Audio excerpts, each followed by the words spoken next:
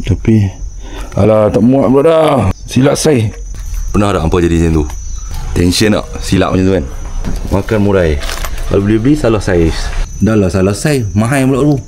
Jadi untuk mengelakkan kesalahan tu berulang, dapatkan ni geng, digital caliper.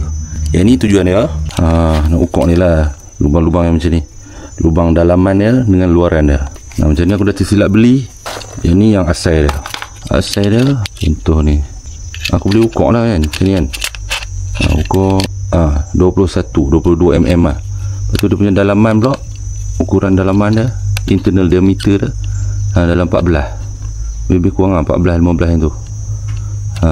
Jadi untuk mengelakkan kesilapan membeli barang dan merugikan kita, beli lah ni, boleh ukur dulu sebarang barang yang kita nak beli tu, kita boleh ukur. Lepas tu baca description dalam kedai tu dan produk tu, baru kita beli kan. Ni bagus juga digital caliper.